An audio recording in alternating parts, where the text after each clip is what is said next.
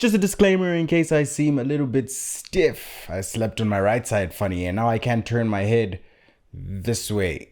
I kind of have to angle my body. So just in case you thought I was replaced by an equally sexy robot, it's still me. Ow. Hi, my name is John on the HOTDPod.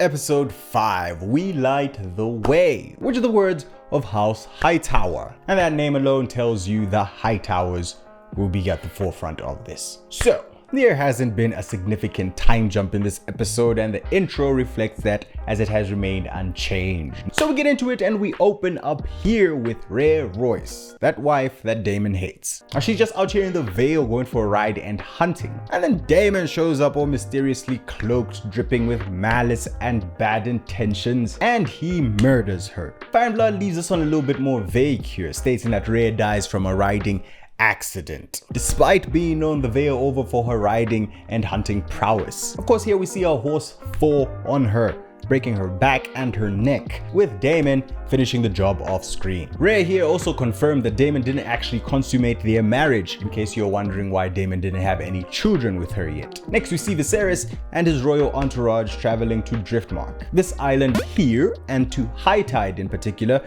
which is the seat of House Velaryon. This is of course to go and make the marriage pact that would bring the Velaryon's navy, wealth, and influence back into the fold. The marriage of course being between the Gold Rey and Laenor Velaryon. Notice that Lyonel Strong is now Hand of the King as well.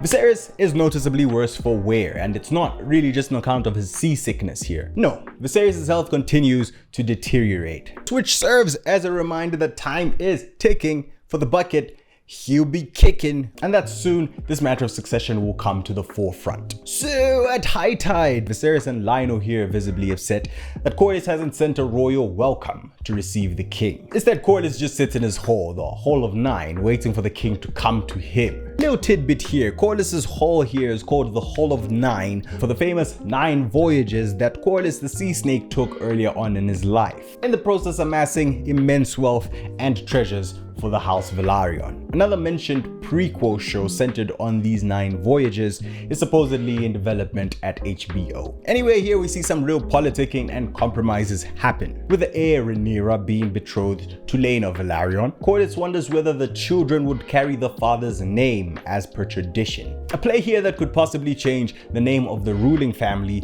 from Targaryen to Velaryon. To which Viserys says they will carry their father's name until the time comes that they ascend the throne, in which case the monarch would carry the Targaryen name instead. You can see here Viserys has no intentions of relinquishing the throne to a name which isn't Targaryen. Perhaps the prophecy of a Targaryen needing to rule come the long night still in the back of his mind. They do reach an agreement, however, which pleases both parties. However, Rhaenys shares her very valid concerns about what this would mean for their son and his safety, as surely now he will be dragged into this very tense matter of succession. Also mentioning how Laenor's sexuality could complicate the marriage. Now Rhaenyra and Laenor here discuss their betrothal, and it's evident that Rhaenyra also knows about Laenor's sexuality, telling him something similar to what Daemon told her in the previous episode, suggesting that their marriage need only be a duty and that they can engage in whatever extracurricular activities they wish to once that's done.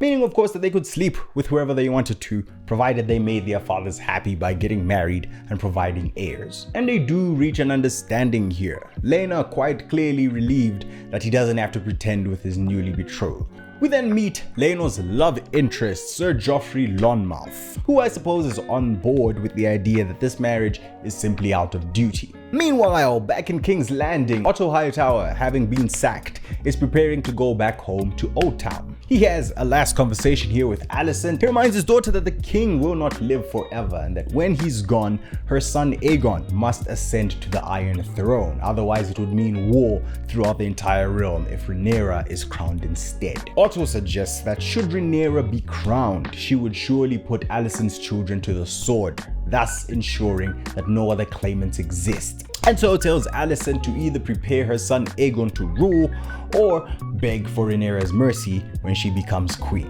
Alicent then has a conversation with Larys Strong here, the clubfoot, who is on full Lord Baelish settings as he schemes behind the scenes. He purposefully lets it slip that Rhaenyra secretly had a brew of moon tea delivered to her from the king himself, which confirms that Rhaenyra did in fact have sex and then lied about it to her, even though she believes that this person was her uncle Daemon as per her father's information. And now we really start to see the enmity building here, the rift between her and Rhaenyra growing. And now back on the ship with the business on Driftmark done, we head back to King's Landing. And here Sir Criston Cole confesses his love to Rhaenyra and proposes that they abscond to Essos, which Rhaenyra rejects, of course, telling him that despite her marriage, them two could still be lovers because Laenor and her have reached an agreement. This does not please Sir Criston Cole at all, however, asking if she wishes him to simply be her whore. Notably, Criston Cole here is like completely racked with guilt about the whole situation and him having sullied his vows. Of course, what he's proposing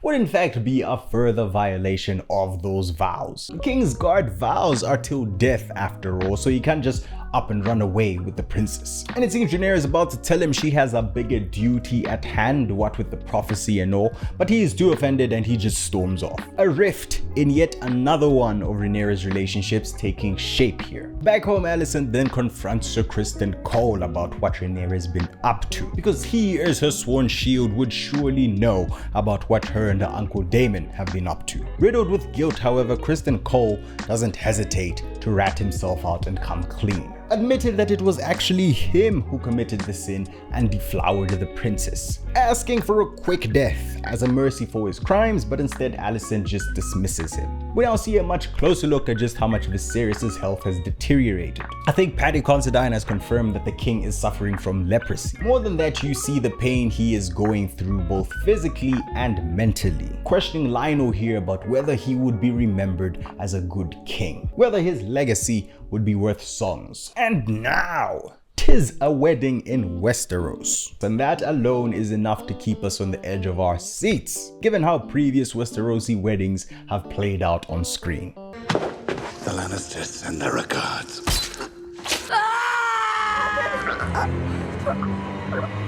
He poisoned my son. A plethora of guests show face to celebrate the princess's betrothal. The Velaryons enter in all their regal aplomb, and with that, we have another dragon cameo. Rhaelys, the Red Queen, the mount of Princess Rhaenys, the queen who never was. It's so beautiful.